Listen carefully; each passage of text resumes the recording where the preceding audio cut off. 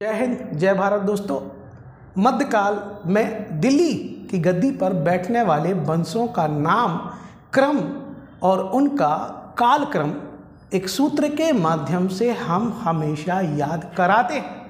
और यहाँ भी हम आपको ये वो सूत्र देना चाहते हैं जिससे आपके वंशों का क्रम कभी ना गड़बड़ाए और उनके कालक्रम की जानकारी एकदम सटीक रहे। उस सूत्र को हम मंत्र के जैसा तो नहीं पढ़ते, लेकिन फिर भी उसको हम गुलकंद खा तसले में इस बात से पढ़ते हैं कि जिस गुलकंद को पान में डाल के बहुत कम खाया जाता है, उस गुलकंद को खाना है तसले में ता सा ले में डालकर, और गुलकंद को तसले में डालकर खाएंगे तो वो 6 वंश आ जाएंगे। गुलकंद बोले तो गुलाम वंश, खा बोले तो खिलजी वंश, ता बोले तो तुगलक वंश, गुलकंद खा ता सा बोले तो सैयद वंश, ला बोले तो लोधी वंश और मैं बोले तो मुगल वंश। गुलकंद खा तसले में इस फॉर्मूले से 6 वंश का क्रम आ जाता है। पहला वंश गुलाम है, दूसरा खिलजी है, तीसरा तुगलक है। तुगलक को तीसरे से भी कर सकते हैं, पहला गुलाम, दूसरा खिलजी, तीसरा तुगलक, चौथा लोधी, चौथा सैयद, पांचवा लोधी, छठवां मुगल। पहले गुलाम, दूसरे खिलजी, तीसरे तुगलक, चौथे सैयद, पांचवें लोधी और छठवें मुगल। ऐसे भी याद कर सकते हैं। और गुलकंद खा तसले में भी याद कर सकते हैं। गुलाम, खिलजी, तुगलक, सैयद, लोधी, मुगल।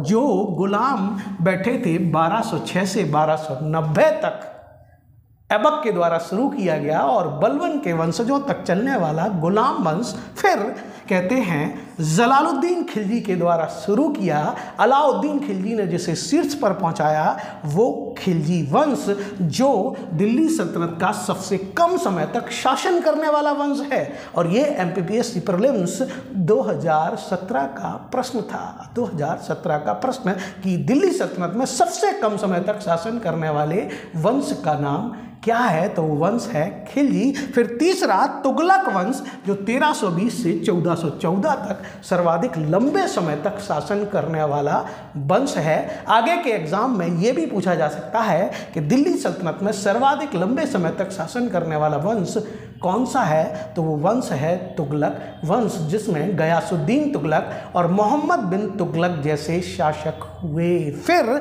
आता है सैयद वंश जो दूसरा सबसे छोटा वंश है। 1414 से 1451 तक ये वंश है सैयद वंश। और सैयद के बाद आते हैं लोधी, जिनमें बहलोल लोधी, सिकंदर लोधी और इब्राहिम लोधी जैसे शासक आते हैं। और ये भारत में प्रथम अफगान वंश था जो 1451 से लेकर 1526 तक चलेगा। और 1526 में इन इब्राहिम लोधी को पानीपत के युद्ध में पराजित करेंगे महान मुगल बाबर ज़हीरुद्दीन मोहम्मद बाबर। 1526 से लेके 1707 तक चलेगा आपका वास्तविक मुगल बाबर। बाबर के बाद हुमायूं, हालांकि उनके बीच में शेरशाह आ गए थे।